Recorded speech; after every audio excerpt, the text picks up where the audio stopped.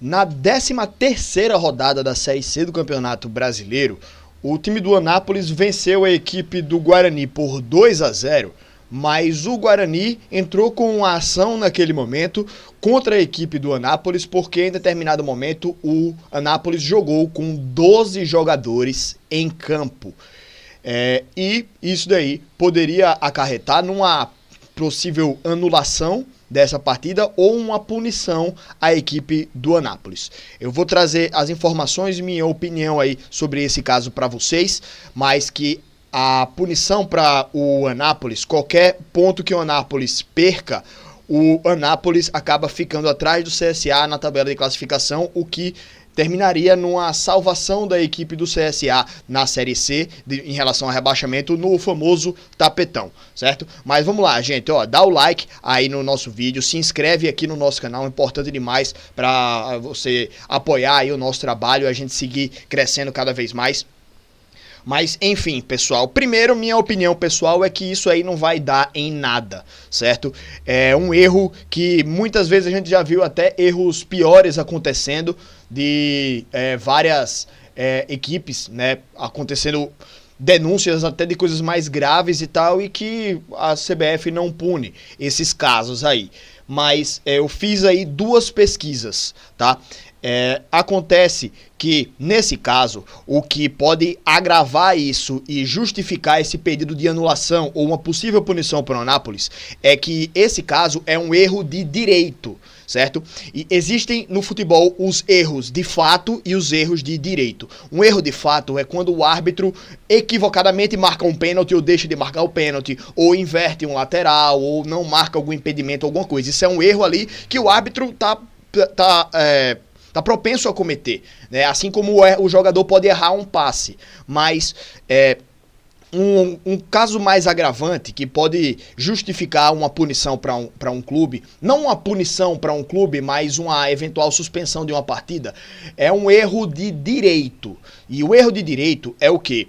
É quando o árbitro deixa de cumprir uma das regras essenciais do futebol, que é, por exemplo, nesse caso aí, quando ele permite que uma equipe jogue com um jogador a mais, com 12 jogadores no caso, que foi o que aconteceu. Ou quando o árbitro, uma equipe tem mais de 4 jogadores expulsos e continua o jogo com, 5 jogadores de linha. Não pode, né? Então, tem outros erros de direito que justificam um pedido de anulação das partidas, quando o árbitro comete esse tipo de erro. E foi nisso que o Guarani deitou em cima, né, para poder pedir essa anulação. Então, assim, justifica-se o protesto da equipe do Guarani naquele momento. Mas, outros 2 pontos aqui. O Guarani não vai mais colocar para frente essa situação, porque o Guarani já está classificado, o Guarani já está em 7º colocado, né? Então, mesmo com a derrota, o Guarani conseguiu sua classificação. Se tivesse influenciado, se aquela derrota tivesse influenciado a posição do Guarani e tirasse ele do G8, aí o Guarani iria atrás de uma possível punição para o Anápolis, tentar jogar de novo a partida em outro momento, né? Ou pedir os pontos e tal, mas o Guarani, que é o principal interessado, ele não tem nenhum motivo para correr atrás disso aí, né? Deixa, passou já, e o Guarani passou de fase, né? Então, assim, acho que o Guarani não vai pôr isso pra frente, mesmo que exista uma possibilidade de punição para a equipe do Anápolis, tá? Então, o Guarani acho que já não tem mais interesse nessa situação e esse negócio não vai pra frente por parte do Guarani, tá? Outra situação também é que eu fui procurar outros casos parecidos com esse e uma pesquisa rápida aí eu encontrei outros 2 casos, né, em que jogadores acabaram não percebendo que iam ser substituídos e aí naquela quantidade grande de substituições, às vezes 3 ou mais, um jogador não percebe que subiu a placa com o nome dele e por equívoco da arbitragem eles permitem que um jogador entre em campo sem que o outro tenha sido sacado, certo? Então eu encontrei nisso daí para ver se a gente encontra algum tipo de jurisprudência. A jurisprudência é o quê? Quando já existe um caso, como esse daí no caso dos 12 jogadores, e que houve já uma decisão sobre isso, né? E aí assim, eu vi casos bem parecidos que os jogadores ficaram alguns minutos em campo, né? Para tentar basear uma possível decisão da CBF ou do STJD, né? E em todos os casos não houve punição, não houve suspensão, não houve anulação da partida. Foi um caso, inclusive, que foi mais grave do que esse caso do jogo do Anápolis contra o Guarani. O time que era treinado pelo Van Persie, famoso atacante, né? Ele, lá na Holanda, se não me engano, a equipe adversária, nessas substituições assim, acabaram saindo 2 jogadores. O terceiro não percebeu a substituição e ficou em campo. E outros 3 jogadores entraram, né? Então o time adversário ficou com 12. E aí, o time com 12 jogadores em campo conseguiu um escanteio. No momento do escanteio, né, o árbitro percebeu o erro e mandou o jogador sair. E nesse escanteio saiu o gol. Ou seja, os 12 jogadores em campo influenciaram diretamente para sair a jogada e a bola parada que originou no gol de empate da equipe adversária. Então foi bem mais influente nesse caso.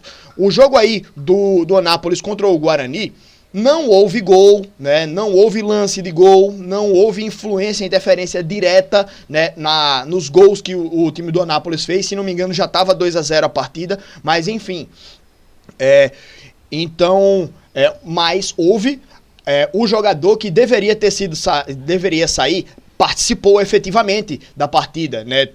Ele cortou uma bola na área, então assim, ele participou do jogo, efetivamente, e o time teve 12. Ou seja, cabe exatamente a reclamação e o pedido de punição para a equipe do Anápolis, né? Não punição para o Anápolis, mas uma eventual anulação dessa partida. E se caso perceberem que foi algo que o Anápolis teve a intenção de fazer isso, ou atuou maldosamente ali naquele caso, né? Então o Anápolis poderia ser punido, inclusive por isso aí, porque é um erro de direito, não é um erro de fato, como eu expliquei no começo, certo? Então justificaria, claro, esse estudo aí, essa investigação por parte do Tribunal de Justiça Desportiva, tá? Então, mas assim, já falei, o Guarani não vai pra frente porque não interessa pra ele. O Anápolis menos ainda, quer que esse caso seja encerrado, e a CBF acho que vai jogar panos quentes em cima disso e a gente não vai ter nada, mas eu precisava vir aqui também para falar sobre esse caso, porque está envolvendo aí, claro, também a equipe do CSA, mas bom, não vai dar em nada e a gente precisa aí trabalhar em cima da renovação, né, de elenco, de comissão, de direção, né, para poder se preparar melhor para a próxima temporada, para tentar voltar aí para a Série C do Campeonato Brasileiro, né? Enfim, pessoal, é isso, né? Obrigado aí a todos presentes aqui no nosso vídeo de hoje. Tamo junto, grande abraço e até a próxima, queridos. Valeu!